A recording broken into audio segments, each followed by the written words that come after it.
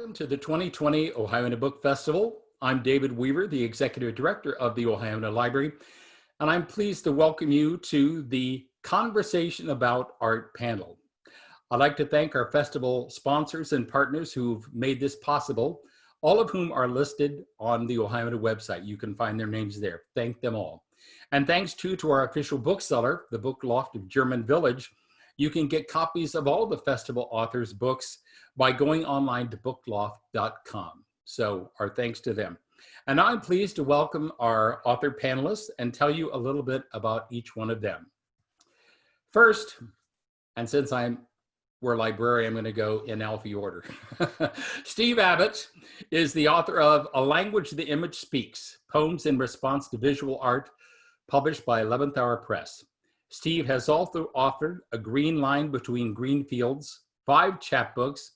His work has appeared in many publications. He has edited several anthologies and is a founder and co-host of the Poetry Forum, which since its origin in 1984 has become the Midwest's longest running poetry reading series. So welcome, Steve. Next, I welcome somebody I've known a long time, since the time she let me sing in her museum. Nanette V. Macy-Junes has been Executive Director of the Columbus Museum of Art since 2003. Prior to that, she was a curator for 20 years, rising to become Senior Curator and Director of Collections. She has lectured, written, and organized numerous exhibitions on American art. She is a graduate of both Denison and Ohio State University, and also Stanford's Executive Program for Nonprofit Leaders and the Getty Leadership Institute for Museum Management. Under her leadership, the Columbus Museum of Art was awarded the 2013 Institute of Museum and Library Sciences Services National Medal. She teaches in the Public Policy Program at the John Glenn Institute at the Ohio State University. Nanette is the editor of Reflections, the American collection of the Columbus Museum of Art, co-edited by M. Melissa Wolf and published by Ohio University Press. Welcome, Nanette. Thank you, David. I'm sure you remember Art and Arias. I do remember Art and Arias. That was a program of Opera Columbus in the days when I was an opera singer, and I would go and we would do pieces about art and opera together. So it's wonderful wedding of the arts. And finally, last but not least, my longtime friend, Michael J. Rosen, the author and editor of more than 150 works, including picture books, poetry, novels, cookbooks, and anthologies to benefit animal welfare and childhood hunger efforts. He serves on the board of directors for Share Our Strength, a national organization working to end childhood hunger in the United States. And of course, he is best known here as the founding literary director of Thurber House, where he created all of their programs, including the Thurber Prize for American Humor. Michael's A Mile and a Half of Lines, The Art of James Thurber, published by Trillium, an imprint of the Ohio State University Press, coincided with an exhibit he curated for the Columbus Museum of Art last year to celebrate the 125th anniversary of James Thurber's birth. So welcome, Michael. Welcome to you all. And now I'm going to do this a little bit like Tonight Show talk show style. My first guest, coming from Clintonville, is Steve Abbott, poet. And I'm delighted to have you here, Steve. And I'd like you to tell us a little bit about your book. Thank you, David. It's good to be here. My book came about after I realized that over a period of years, I'd been going to workshops and on my own being taken in by certain artworks, sculptures, photographs, and writing poems about them. That started back in about 2015. And over the next 4 years, I started putting this book together. And it differs in a particular sense from most books on ekphrastic poems, and that's that it includes the images. If a commercial printer were putting this out rather than a small press, the prices would have been prohibitive to reproduce the images. A lot of individual artists and museums were very generous in allowing me to reproduce those images at no or very little cost. I was able to raise money through a GoFundMe to help underwrite the press's stretch to produce the book. Ekphrasis, the word comes from the Greek word for description. And so classically, ekphrastic poems would describe a painting that basically had been lost. And so the only existing representation of it was in words, but those were pretty much gave enough information that you could come up to some extent with the composition of the artwork through the description that the poet provided. Robert Browning wrote a lot of them. He wrote a lot of dramatic monologues for Italian painters. He's certain we know the poem My Last Duchess, which is his most familiar of all of those. Another one, Fra Lippo Lippi, was written by a Carmelite friar who was the in-house painter for the de Medicis, and it's almost 400 lines long. Contemporary ekphrasis focuses on any type of response. So sometimes it's a dramatic monologue, sometimes it's simply the poet's particular reaction to it. Usually it's some type of crisis or conflicting emotions. I wanted to say, when I first saw the word ekphrastic and read the description of what it is, I had an immediate flashback to 11th grade in Miss Violet Chokriff's English literature class when I had to read and dissect Ode on a Grecian Urn.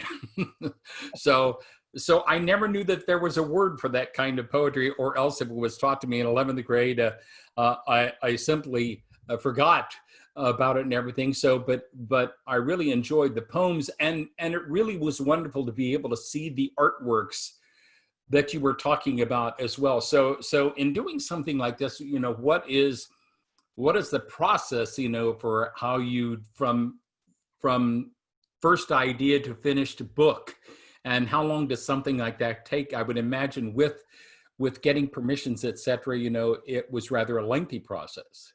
It was. Some of the poems had been written much earlier, but it was in about 2015 that I started really working on the project and starting to seek out copyright clearances.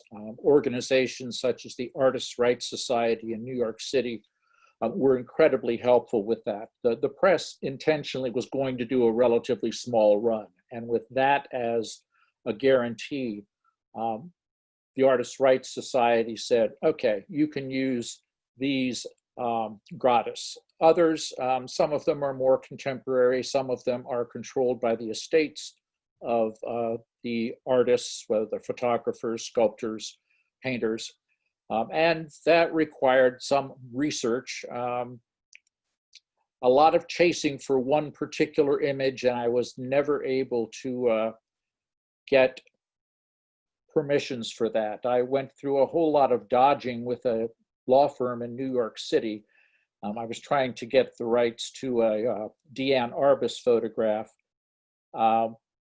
but they finally, after I'd been trying this for years and actually given up on it, early last year I wrote an email back to them and said, I can take no for an answer. And within 18 minutes, I had a response from the lawyer that said, the estate does not allow this, except in fine art books. So that the Byzantine aspects of copyright law were one of the challenges to it. And it was finally, you know, tracking down people who had the copyright clearance to reproduce. And so the Columbus Museum of Art and Nanette staff were very generous in saying, okay, you know, there's no need for this one because it's, you know, it's old enough that it's now in the public domain, but you have to get permission. And I did from the Artists' Rights Society for an Alexis Jawlensky image. And it was just keeping track of, okay, send an email to this person, wait for an answer, look up, you know, try to track down the name of this photographer who had a photograph in this book, and little by little, it was kind of like a jigsaw puzzle, which is one of the images in one of the poems in the book. It came together in pieces. Excellent. Well, I know that copyright and permissions is something that all three of you have dealt with a lot and deal with a lot, on a regular basis. And so it's one of those things, if you're going to be in the art and literary world and the musical world and everything, you must get used to. And I was always fascinated by the fact that how copyright terms just came to getting longer and stuff. So I was wondering, since you've described, what Ekphrasis is, if you would share one or two of your poems with us. Yes, I'd be glad to. I'm going to do one that's by a photographer whose photograph appeared in The Sun magazine many years ago. His name is Christian Bonanno. The artwork was called The Line, and I gave it the title Turtles Tread the Pier, and it's done as a set of syllabic verse. So I'll give you that in just a moment. Turtles tread the pier. Roused by the warming morning, we emerged from our hard shells, moved through tall grass to find worms, the usual soft leaves, whatever was there on the way to the lake's open space. And there, hard wood as welcome as dirt. Onward then, our line stepped out steadily, too slow for some, but keeping its own pace. Forward, together, deliberately. We walked on until water spread on all sides, reflecting something made of what we had come from. At that height, an expectant breeze. Who could imagine such Olympic style in our plunge to joy? Wonderful. Thank you. And a wonderful picture too. And again, this is the picture that appears in the book. How many poems altogether are in there in images? There are 48 poems, 46 images. Okay, wonderful. So it was the Deanne Arbus photograph and one by a local photographer who I was never able to get to respond to inquiries. So it's in there without it. Wonderful. Well, thank you for sharing that. And any other you want to share before I depart from you and go to Nanette? I would be glad to, and I'm proud to do this one because it's one of the Museum of Art's treasures from the Sirac collection. The original painting is called Shoko with Red Hat. It's by Alexis Jawlensky. I gave it the title My Red Hat, and it's important to know that Shoko was the nickname that Jawlensky gave to a particular model that he was very fond of, both as someone he used in his paintings and apparently also in terms of her constant presence as part of that. And he would generally share a cup of hot chocolate, and Shoko is for chocolate, with this model when he would paint. My Red Hat. And again, this too is a syllabic poem in which same number of syllables for every line. A red hat, because it brightens his eyes, lifts my mood, expanding to fill the space where I accept whatever this cold day will bring. Its size and bold shape are wordless testament to how much clothing can say. Note the matching accent of the scarf tucked around my neck, the paper fan's splash of contrast. Its slim bamboo slats give my hand something to do while I watch him as he insists. Your eyes will hold the viewer in the frame, he says. Who can know? In the smeared palette is a cathedral where he prays. I'm told that when these artists talk, they say there's something mystical about blue, but he finds himself, the truth of his own wildness, in yellows, oranges, reds, what he calls the life that throbs in the sense of things. Not that I care. Color of my face is unimportant, unlike the marks he'll press to me when at last he's done for the day. If I'm fortunate, we'll end as we began, the open room's chill pushed aside by hot chocolate. After sitting all afternoon, I'll stand at the window, thin cup warming my hands as daylight fades. Thank you. Thank you, Steve, so much. Nanette, I specifically asked Steve to end on that poem because I thought what a perfect leeway into talking with you. So here we are. I was just thinking, David, with the change in, this moment of reckoning that we're in for so many things in this last year, it is very interesting that there's been a number of art historians that have searched and searched for the identity of Shako. And she posed for several different artists. It wasn't just Shelinski, and no one has been able to discover it. So this young woman remains completely anonymous to us, other than the nickname that the artists use, which I think is very haunting and actually very sad too. So wonderful. So, Nanette. Oh, okay. So let me hold it up. All right, here it is. Oh, okay. Yes, I'll try to do it so that it won't shout. Yes. This is it. It weighs about what a small child at birth would weigh. Yes. It's insane. It is 705 pages long. So it is quite a tome. And it has two different covers. You can either buy the cover that I just showed you, which is an Edna Andrade, or there is a George Bellows cover. And the really wild, you're holding George Bellows. The wild thing is, in many of them, not all of them, they are reversible. And you can actually fold it into the other cover. Then we decided we had really gone insane, and we produced just a lot with one single cover. I loved the fact that you included, when we were talking about promotions and everything, that you included some of the telegrams, letters, etc., back and forth between various collectors, family members, the end pages, everything about acquiring pieces, going over the years. So yes, I mean, just from the sheer weight and volume and everything, I know it had to be a massive what was the genesis of this project? And because you've always got so many exhibitions. I mean, I just think of the last couple of years, besides the wonderful exhibition about Thurber that Michael did, the Harlem Renaissance, Alice Shilley. I mean, so many great exhibitions. There's always something going at the museum to then sandwich in a huge project like this. Well, this is the brainchild of our former curator of American art, Melissa Wolf, who now is the curator of American art at St. Louis Museum.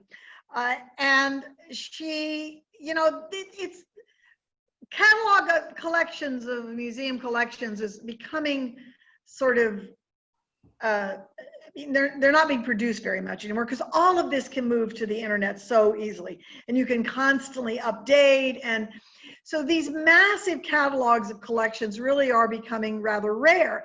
But she managed to get us a wonderful grant from the Luce Foundation, the Henry Luce Foundation, because we hadn't done an American catalog in years. Our last American catalog had been done in the 1980s, and our collection had changed radically since then. So that was one of her pitches to them. But the big pitch was to create a catalog about the museum's American collection, and American art is incredibly important in the history of this institution. It is one of our core collections. But instead of it just being a lot of wonderful colleagues who are wonderful curators and art historians, she came up with the idea of also creating these intersection essays where two writers both address the same object, and they came from two different disciplines. So the book, in addition to including a lot of wonderful, I said colleagues that we know, but includes writers from different fields. So there are scientists and historians, and Joyce Carol Oates, a fiction writer, yes. Adam Gopnik from the New Yorker, artist families. We had George Bellows' granddaughter write, American Studies. critics. I mean, it's just an array of people, voices that you're not expecting in a museum catalog. I was thinking Larry Smith, who's become famous for his 6-word memoirs, he wrote for the book. Piper Kerman, Piper, who we knew because we knew Larry, they're a couple. And Piper, of course, people know because Orange is the New Black. Also, as I mentioned, Adam Gopnik, Will Haygood, who did an exhibition with us, but is known for his cultural biographies, including his most recent one on Thurgood Marshall. So a lot of different voices. In fact, there are, I have them counted, there are 72 different writers for this book. 705 pages, took 12 years to produce, 72 voices, 128 different works of art are discussed, 11 intersection essays, and 9 collection essays. So it's wild. It is, however, a cautionary tale. Never do a catalog of your collection if you're still collecting, because that became the problem. You had to keep adding because you couldn't delete because you've already hired those writers and they've already submitted their pieces and everything is wonderful. But we bought some more stuff in the last 12 years. So really important stuff that had to be in the book. So wild. Well, I thought it wasn't something you just decided last summer you would put together and stuff, you know, that it had to have taken. So 12 years, that's a lot of dedication. Actually, a very dear friend at the Luce Foundation, right toward the end, as we were trying to push to the end, he said, very good colleague, said, well, you're nip and tuck. And I said, nip and tuck. And he said, yeah, for the longest outstanding grant. And he said, there's one other one. He said, really, you don't want to win this. Could you get the book done? We did. Well, wonderful. And I have to tell you, I really loved the intersection of Joyce Carol Oates and Lori Booth. Yes, which is, of course, a fiction writer and an artist's granddaughter, which is a very fresh way of looking at a George Bellows painting. Though Joyce Carol Oates has written on George Bellows before. She loves George Bellows. That's how we were able to get her, because she really loves George Bellows. Well, I have to tell you, I really loved the part because I didn't quite know as much, you know, the history of how key George Bellows and Ferdinand Howell were. I mean, these two men and the foundation of the museum collection. Yes. And I we really are the, I mean, the museum collections are very strange entities because they are both, there are different kinds of collections, but most art museums, their collections are both intentional, but also happenstance, opportunity, and then also opportunity lost or opportunity ignored. And our collection's origins, we do have some wonderful 19th century works. We acquired our Winslow Homers right around World War II, not a surprise. We looked back and realized we don't have Winslow Homer. But most of the time it was a movement forward that starts with George Bellows having been born here and have loved his hometown throughout his life. And then Ferdinand Howell, the great early modern European and American collector, lived here and gave much of his collection to the museum. So those, yeah, are the twin sort of foundation pieces of the collection. It's one of, and the other thing that I got an appreciation of was how fortunate Columbus was to be the home of 3 such outstanding African-American artists, Elijah Pierce, Amina Robinson, and Kojo Kamau. So yes, and William Hawkins spent a long time here too. So yes. I mean, we really, and the museum is very fortunate to have had such a long relationship, both with Amina. Actually, we knew William Hawkins a little bit, but really we knew Amina very, very well. We knew Mr. Pierce. I knew him until I always called him Mr. Pierce because he was an elder. And then William Hawkins, who we knew just a little bit, but Kojo Kamau. Kojo was a huge figure here for us as well. So we were very fortunate. It changed the origins of our collection. Is I used to joke and say we had the very best American collection of white Protestant men, because that was really what it was for a very long time. Great works, but not works that showed the diversity of who we are as American. One of the other changes in our collection was the Schiller collection, acquiring the Schiller collection of art of social justice.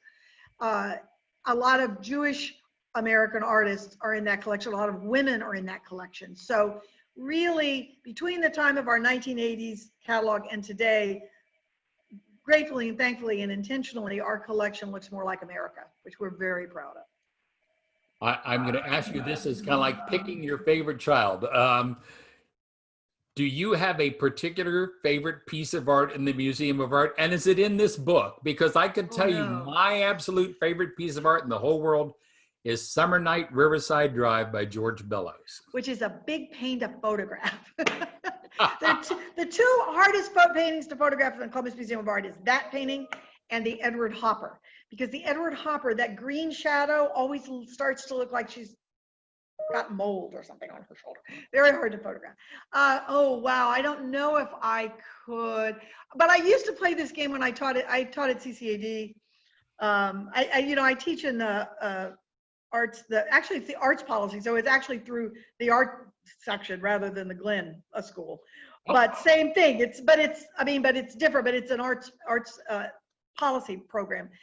And before I taught there, I taught at CCAD, and I used to teach art history at CCAD, but I used to ask my kids to tell me, the game was, if the building was on fire and you get to be Hercules, you get to be as strong as, as anything, and there are no obstacles, what one work of art would you save? And I do have one for that. I would say probably, I think the Morton Schomburg telephone, because he died so young and there are very few. I would either say that or one of the Manigos, because again, but then the Bellows. But the Manigo, if you lost all of our Manigos, our knowledge of that artist would shrink incredibly, because so few of us survived to begin with. He burned a lot of his paintings. So, and then Schomburg dies in, I think I've got the right artist. He dies in the big flu epidemic after World War I. So those, I always think of that. Loss of knowledge of an artist. Even if our entire Bellows collection burns, Cleveland has still got Stagature. So we would still have something fantastic in the world. And I do want to note about Edward Hopper. That painting is actually one of the paintings that that Steve Abbott has dedicated a poem to. Am I correct on that, Steve? Yes, indeed. Yeah, that Hopper is, because in fact, someone just wrote a beautiful blog about our Hopper, saying it was the quintessential summer picture. It was really kind of wonderful. So I love Hopper. So anyway, well, thank you, Nanette, for sharing that, and again for what a so I mean, I know as things online and digital come, I'm hoping though that this will not be the last sort of big print production, like, as you said, have been much more commonplace in the past. And kudos to Ohio University Press, yes. They took us in late in the game and were very, very good to us, beyond good to us. Excellent. Well, and that brings me to my good friend, Michael J. Rosen. And as I've said, Michael has been the guiding force behind Thurber House, which is our most significant, literary place in the city of Columbus, and has become nationally significant thanks to the Thurber Prize in American Humor, which Michael was the founder of. So, and I'm just so thrilled, and I was thrilled to see that Ian Fraser wrote in your book as well. So, 1.5 miles of lines, the art of James Thurber.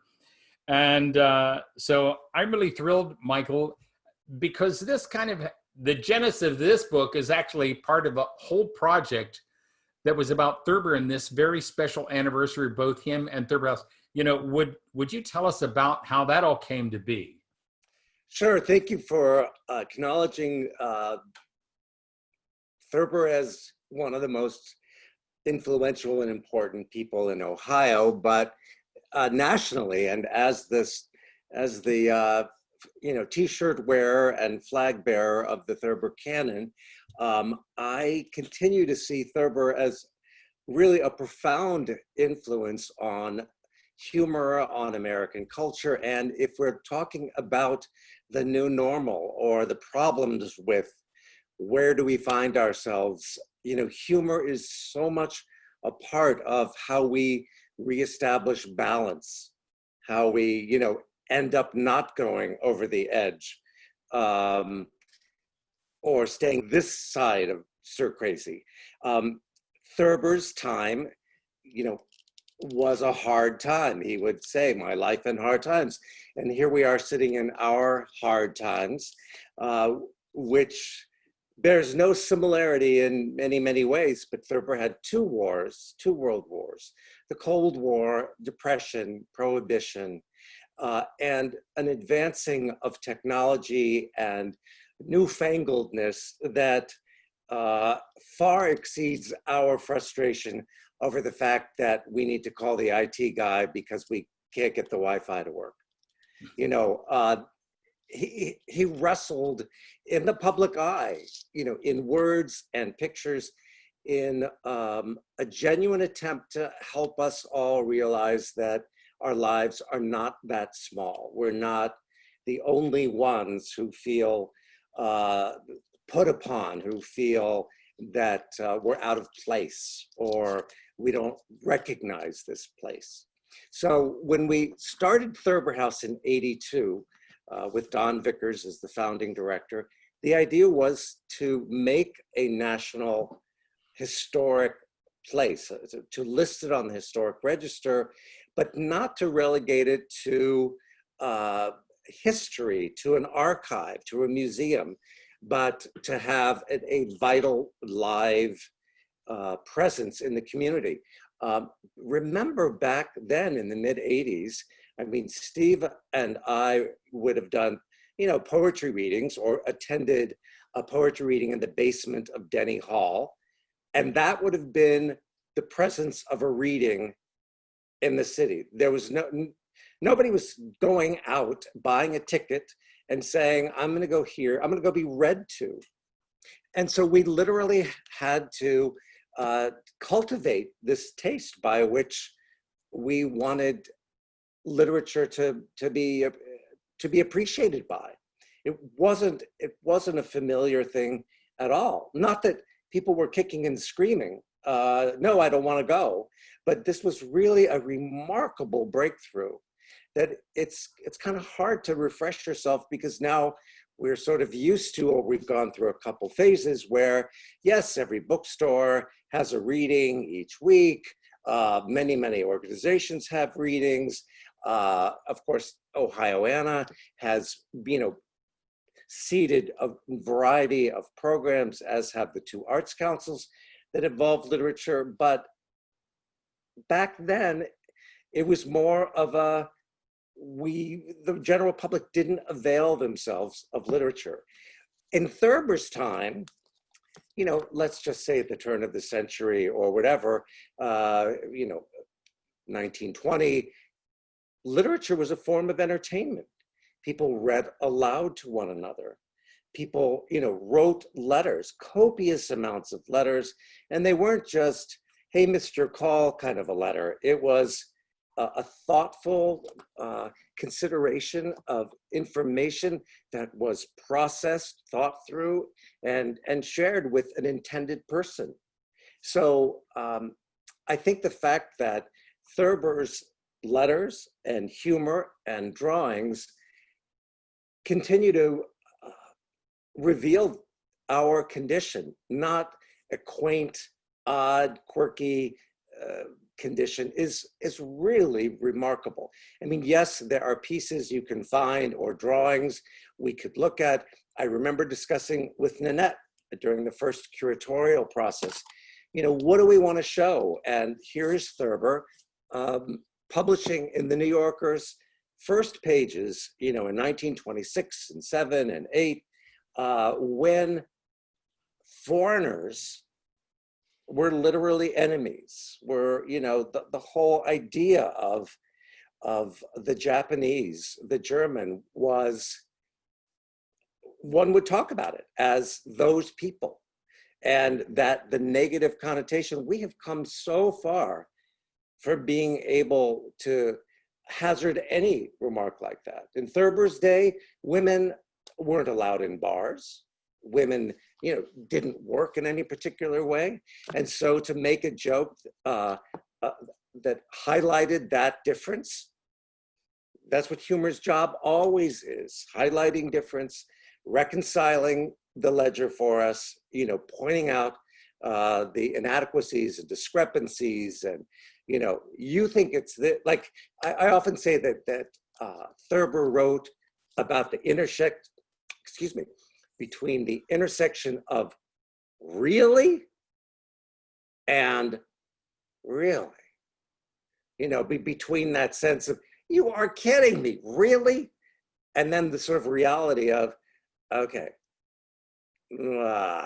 So it's paramount that the Thurber House continue its business, the Ohio Rental Library, its business, and that all creative people, all of the arts, remain vital voices in what's happening, not just reporting the news. That's an important thing itself, but responding to it, digesting it, sharing it in a way that makes people hear.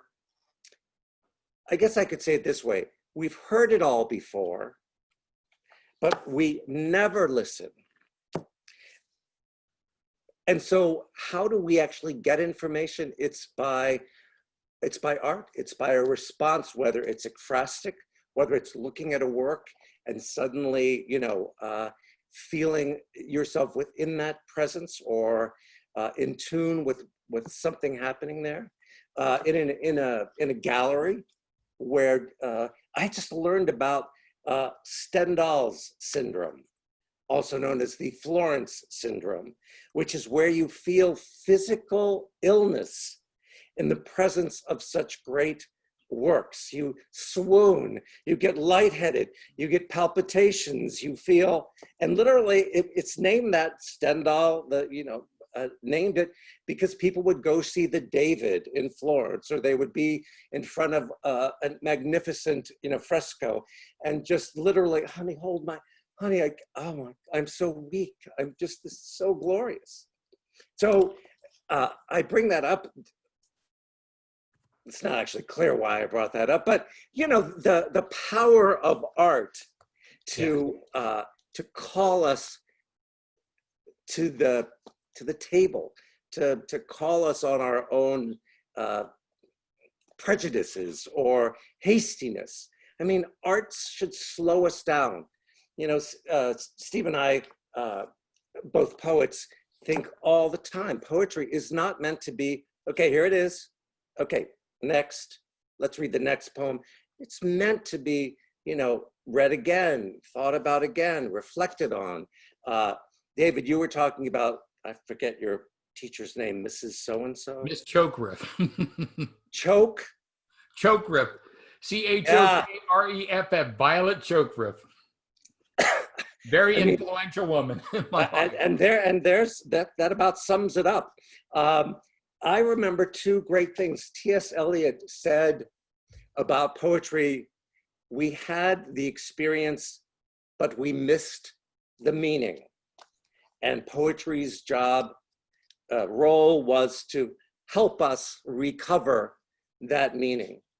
And then I remember at a writer's workshop with the late Howard Nemerov, who said about poetry, we had the meaning, but we missed the experience. That's how we were taught poetry, to explicate, right? To say, what does this mean? Why did the author use that phrase? Mm-hmm. Torture. It was like when I was learning my bar mitzvah lessons and I had to learn to speak Hebrew, not translating. You just had to learn the words to say, I don't know what these mean. I just know that this is how you sound them out. Mm-hmm. And if you teach poetry for meaning alone, mm-hmm. you've totally lost that. You teach it for the pleasure of lingering, of picking up on whatever you want. You go to a beach. Some people are watching the birds overhead. Some people are feeling the sand in their toes. Some people, you know, want to pick up shells. Some people are ignoring it and talking on their cell phone. You know, whatever it is, you bring yourself to that occasion, and you want the work of art to have that sheen that lets you see yourself. So you would say that probably the way that Robin Williams was teaching the Dead Poet Society was he was telling his young proteges, tear this page out of your book and throw it away because it's garbage. He said the purpose of poetry is to woo women. So or some other kind of noble thing like that, other than dissecting it and everything and just making it sort of a dead thing, you know. So and yes. And I have a hard time teaching a class now where I would say, now, remember, this is all about wooing women, so let's get busy. Yeah. Yeah. No. Well, that was then. So, but I really, like I said, I had a greater appreciation from Thurber's art, which I loved, you know, that you included his saying, you know, I can't draw, but I draw anyway. And to think, you know, I mean, it's kind of really, it's hard to separate Thurber's drawings from his writings. Is it not, in terms, I mean, to really look at his impact, you really have to look at both.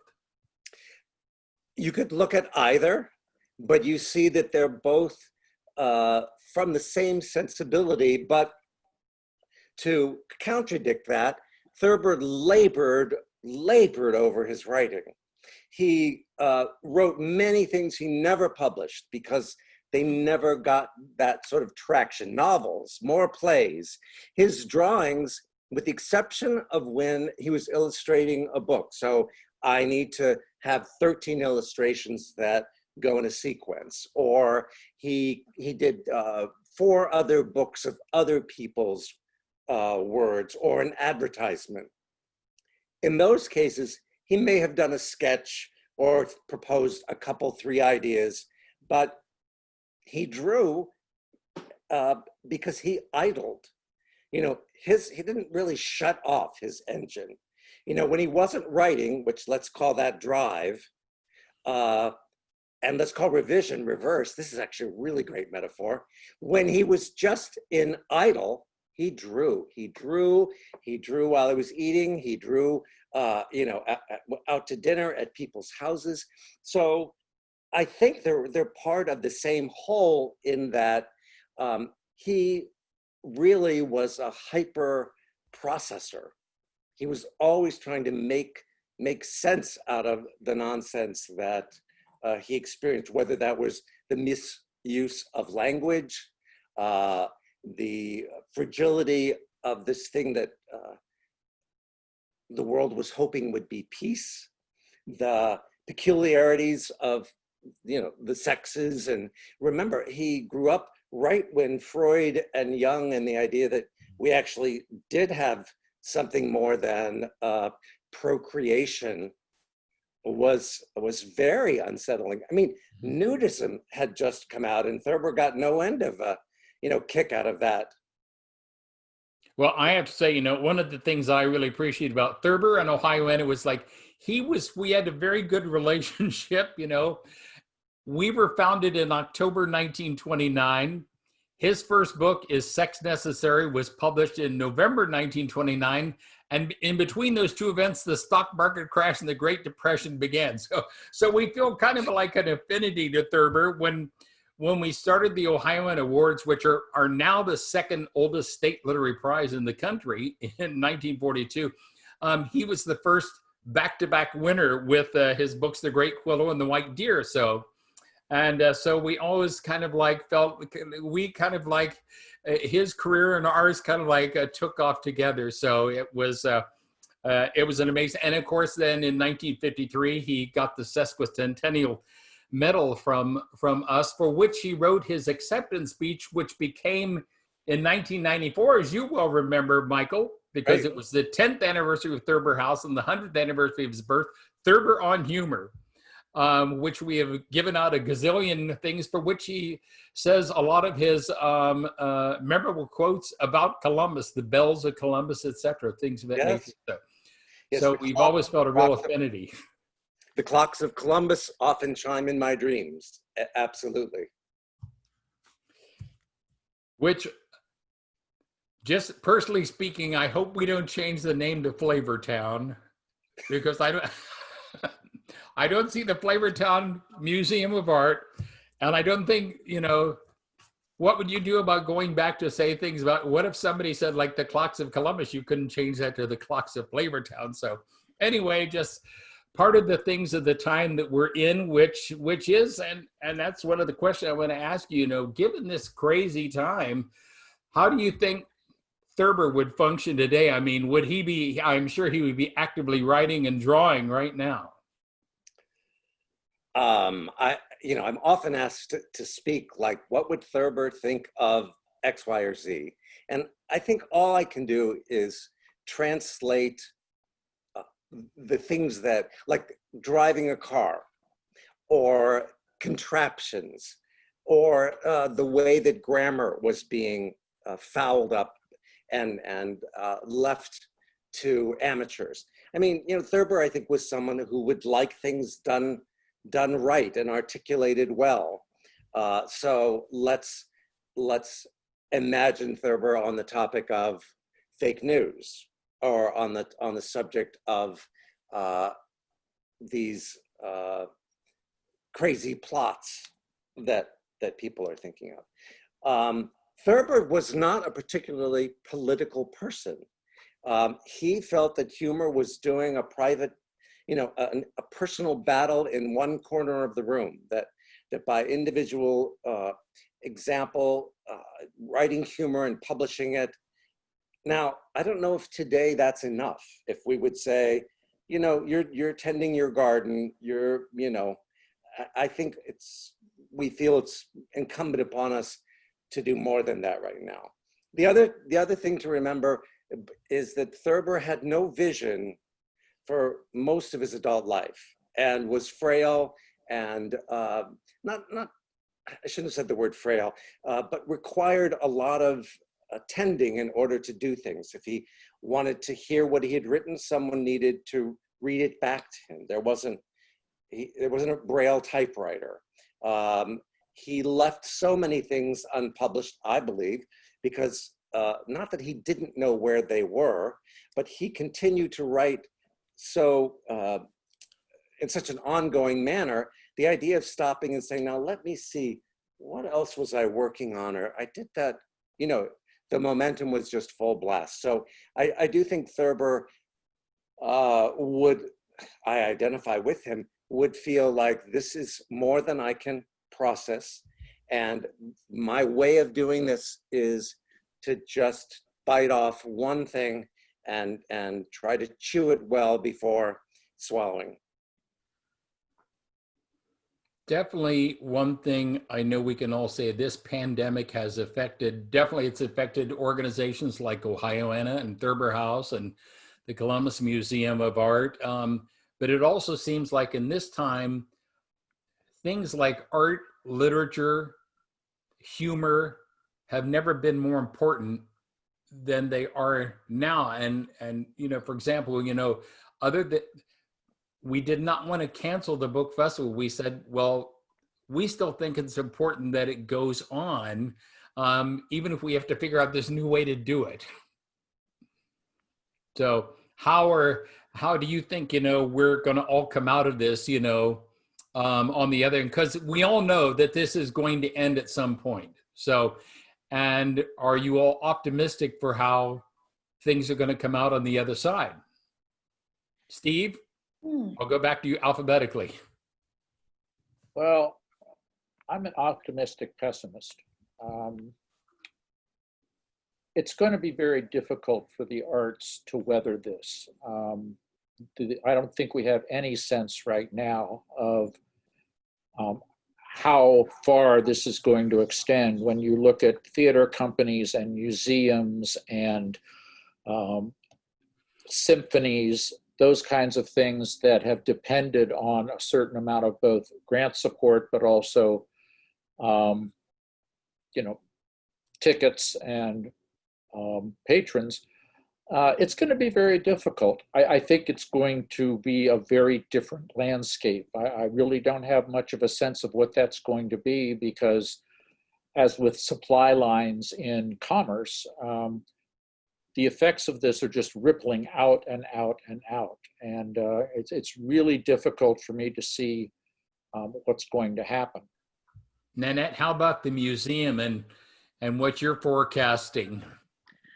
I do think it's going to be tough. I think the arts will survive. There's no question. I mean, you know, we now know not only our own Homo sapiens, but the Neanderthals also turned out to be artists. We haven't known that for very long. It turns out that the Neanderthals also painted.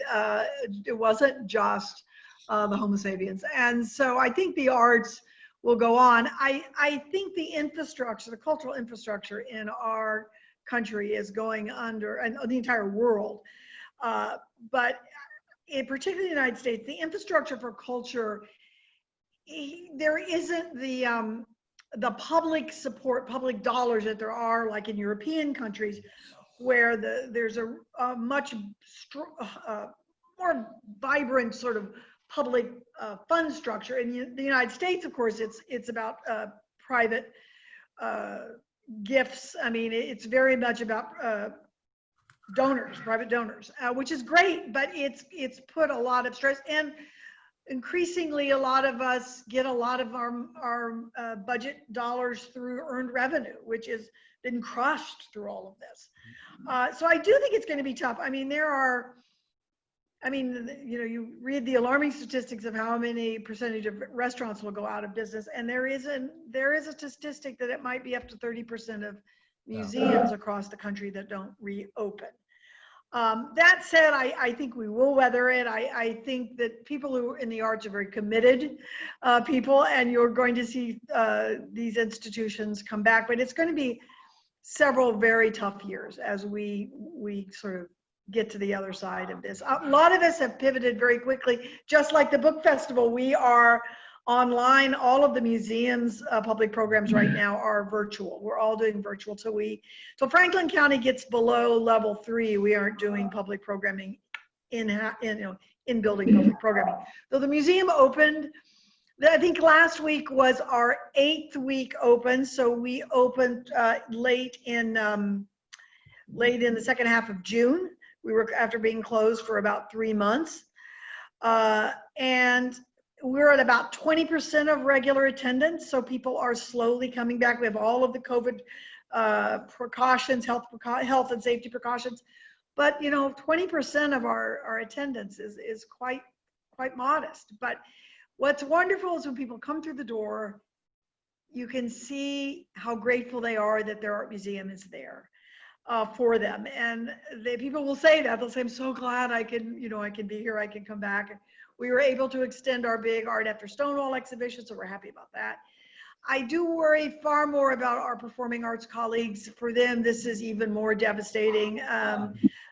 You know, an art museum, you can come by yourself or with your little quarantine group and walk around with your friends and have plenty of social distancing. Much more challenging for theater, for dance, for music.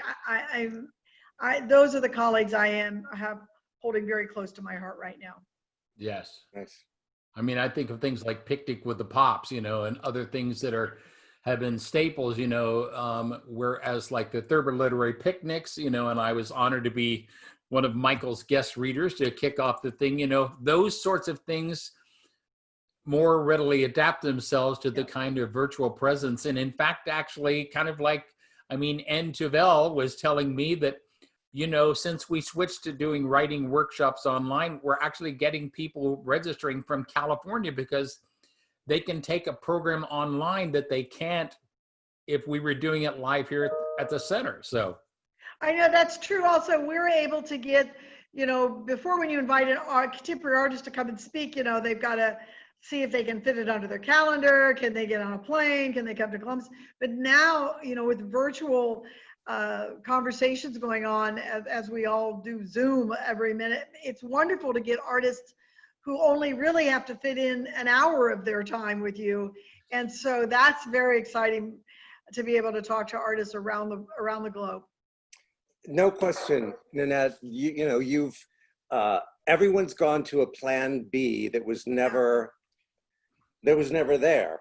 It's like, you know, I go to the grocery store and sit in the parking lot and wait, and you know, 4 or 5 other people there waiting for the groceries are livid. They're yelling at the people, and I'm not trying to make myself out as, you know, the best. It's like, look, they just invented this last week. Right. We just got all the groceries, you know, with the little pictures online. It's amazing what we could do. So you're right. The idea that you could have an artist, there is an opportunity. Look at this. We had an artist we would never have been able to connect with because we offered this new forum. And David, your resilience to make the library and to archive this kind of a conversation. It's not that you wouldn't have done it before, like, oh no, that's a bad idea. It's just you had the momentum of another idea. I'm worried in some ways, and I'll take this.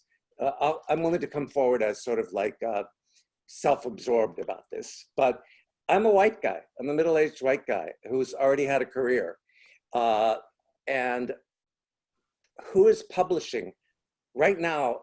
The art world, whether it's galleries or choreographers or, you know, commissions, they're looking for voices that haven't been heard, and things that more adequately reflect a society that wasn't comprised this way 50 or 100 years ago. And so it's very humbling to think I really do think I'm writing work worthy of people reading, and at the same time recognizing I'm going to self-publish it. I'm going to just make it for the people that I know. I mean, and I can think of many artists in different genre who are doing the same thing, thinking of how in this light is my work still going to be thought of?